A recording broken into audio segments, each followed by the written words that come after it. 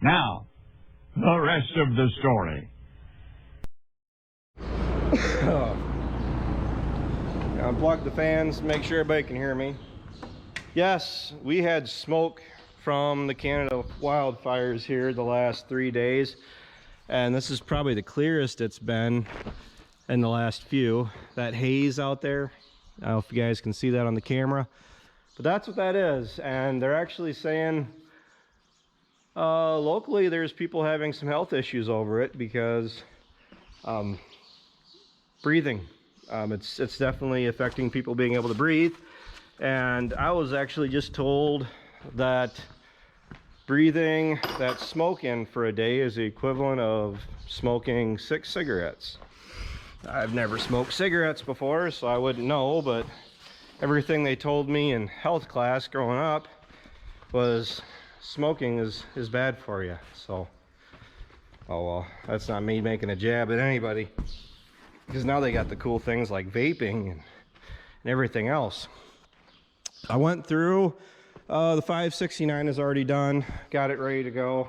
It's been sitting here idly in the shed being casually ignored by me for the last couple weeks.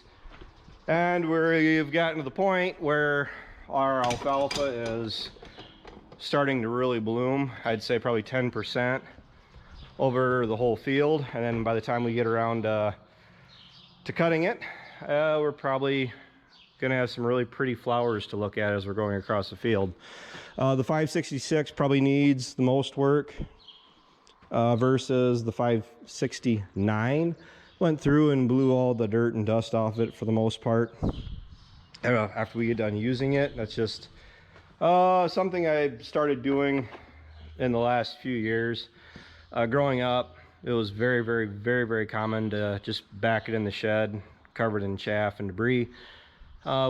Actually took until I went through college to realize that hitting everything with an air hose and getting all that debris and everything off of the machine makes it a lot more pleasant to work on, to service, and you don't get any, you know, piles of just just dust and crud. So like you get stuff like here. I should have gotten cleaned off better, but this is that really fine grass. That's what my cows are currently being fed. Dad and Ryan hauled a bunch up from the valley the other day while I went and seeded down a bunch of field road. It all didn't come up when I seeded it this spring. So the issues I had here is one of my outside teeth were busted off. On this pickup in particular, it has 2 of these heavy teeth on each side, you know, for all 4 of the bars. I like to go through and make sure I have the majority of my teeth. I have 1 missing right there, which is no big deal. I have a band missing, and if you've been with the channel long enough, you know that I've tried different bands, different lengths, everything that is supposed to be put on this baler. This refuses to keep a band on it. Works great. You'd think I'd have hay catching on this bar right here, but I don't. And it's one of those things that really just boils down to, if it works, I'm done trying to fix it. And what I really like to see, I mean, I don't like running the teeth in the ground, in the dirt, excuse me, where as the baler is running, you look behind you and you see all the little valleys from the teeth hitting the dirt and digging into the ground. I like to get as much of the feed material as I can, but I'm not that desperate for it where I'm willing to tear up all the teeth out of the baler just to get it. And seeing that we actually have even these thicker bars, they're actually showing some signs of wear, means they've been on here for a while. Since I've started, and it's been a few years since I started doing that also, and not running the baler teeth right down into the thick of it. It's actually been better because we're not going through teeth as bad as we were. Just the random few teeth that I had to replace and tighten. On the 569, we had a failure when we were down at the valley, and I don't know if Ryan got that on camera or not. But what it was one of the teeth one of these guys, actually the bolt came out and this teeth fell down in and then just wreaked havoc along the one side. Didn't destroy a lot of them, but it did. On the 569 only has one row of these heavier teeth because it's a wider pickup in general. I had all 4 of these were busted off on the 569, and I had one busted over here. Now because this is a small narrower pickup, you see the 2 teeth are on each side versus the one on the 569. It's pulling in more material, so there's more tension on these teeth, because the windrows that we generally make in a normal year are wider than this pickup, so it's pulling on those teeth a lot more. But got done with that. I can actually go through, drop this down while I'm talking to you guys, because why not? I can run it. I got to get the teeth, or not the teeth. Got a one-track mind here. I'm gonna get the chains greased up, lubricated. I'm not gonna grease them. I'm gonna actually hit them with WD-40. I was using the John Deere synthetic dry film because I was told abundantly that that was the best way to keep my chains from failing. And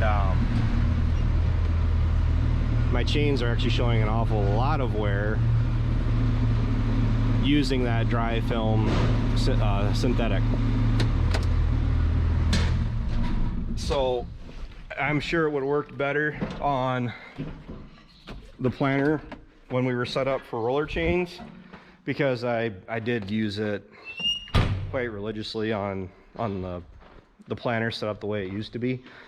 I was told to use it on the balers like we do now. These chains were brand new.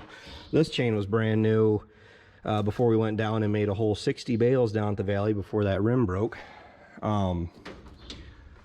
Did take a link out of this guy, and the issue that I have, and I've been told with using WD-40 like I am, it's the gel stuff, is the fact that it collects dust, and the dust accumulating on the chains will in turn cause wear. Well, you gotta take the good with the bad, and you gotta kind of, what's it worth? And I would rather run the risk of the roller chain wearing using this stuff. I'm not endorsed by this by any means. By using this gel lube versus, actually I gotta get that out because I'm gonna use it. I also do use just straight WD-40, probably frowned upon, but you got to put something on them, because otherwise those chains will literally just melt away. I mean, I went through 2 of those outer chains last year on this baler. They just get hot. They get hot and they fail, and they're not cheap. So I did go through, I was using the synthetic dry from Deere. I don't see any reason to keep buying it for the applications that we have. The rims I did go through, we changed those out. We're back to yellow. We were the white, mainly just because these are the right offsets. Those were not quite what we needed, and Deere had 2 new rims, so I'd rather just go back to the rims that are supposed to be on it. I think that's Tyson that's ringing me. That is Tyson that's ringing me. But overall, I do have a stance of I like to have everything ready to go before I need it again. The Deere mower is ready to go. This baler will be ready to go in a little bit, a few minutes here. That baler is ready to go. The issue I had was the net wrap was not telling me that it was wrapping when I was baling down there, until other issues came up where, you know, I had to deal with it. My issue is, I do believe, is right here. The wires are frayed, and I'm not sure if it's this guy in general, which I'd like to think it isn't, because it still cuts the net wrap. It just doesn't tell me that it's wrapping. But I also have this sensor right down here that I'm wondering if that isn't being an issue too. I do actually have it in the parts bin. I mean, it's one of those deals where I got it last year and it's here, I might as well use it, kind of a thing. Help alleviate, because it's not like the net wrap isn't doing what it's supposed to be. Like, it is wrapping, it is getting on the bale, but it's not telling me on the monitor that it has wrapped. And I'm thinking it's this guy, because these have failed on me before. These are the same sensors that are on the door latch, and I've had this little bar here, and that, see this little wheel bearing, I've had the bearing fail, I've had this bar fail, and that seems to be the location of interest as far as the net wrap issue. This baler, once I get done working on it, it's gonna be back where it was, where the 46 is sitting, and we won't be using it again until we make second cut down at the valley. Haven't really shown it to you guys because, well, I think we're about done with this video. We left the globe and the monitor in the 79. The reason for that is similar to why we always left it in the 46 last year, is because I did go down and get the sprayer to go down to the valley. I put the stream tips on them, which I try to show you guys without blinding you, but it's just got 3 holes in it, and then it'll throw out whatever I want it to throw out as far as liquid 32. I'm going with liquid 32, higher rate of nitrogen, especially to get this grass to respond to the extra inputs that I'm putting down.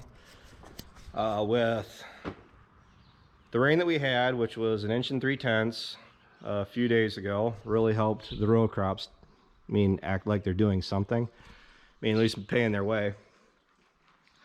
The valley in itself is actually greened up better than it did for first cutting. So the next chance of rain is Saturday. Today is Thursday. I'm not gonna spray or stream on fertilizer Saturday, because ideally I would do it tomorrow, and there's no way I could do it tomorrow. But the next chance of rain is a 50% chance next Wednesday, so ideally I'll go down Monday, Tuesday preferably, and then stream on my nitrogen. I'll make sure I have my camera with me so you guys can be a part of that. Then I'm going to wait a week or two. I'm going to go down and make absolutely sure there are no signs of any late season or army worms hanging around, which I was told there shouldn't be for the early seasons. I'm also going to watch for grasshoppers, because I've had army worms, I've had grasshoppers, I've had lack of rain hit me in the past down there. I've had frost hit me in the past down there. But right now my goal is to have a strong, excuse me, a strong second cutting down at the valley. That's the goal.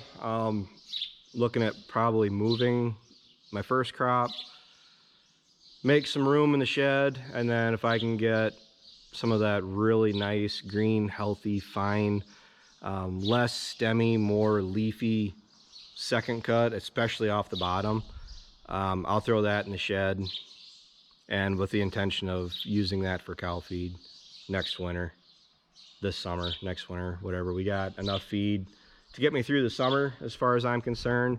We're burning through a bunch of corn fodder right now, but that's kind of where I'm at. I'm going to make more fodder this year for Dad, Ryan, and myself. Ryan, seems like I can't ever make enough corn fodder for Ryan because he needs it. Down at my place, those cows, I mean, they go through, what do we usually put in, 2-3 bales of fodder for them. And my cows, most certainly, and all of them anyway, feeding them a bale of fodder, it does buy you a little bit of time on your grass hay, your alfalfa hay, whatever you're feeding them. Just because they'll go through and they'll roll around in the fodder like they're dogs, because they love this stuff. So, well, that's all I got for this video. Like, comment, subscribe if you guys care to support the channel. Other than that, I'll keep you updated with whatever we end up finding to get in trouble here in the next few days. So.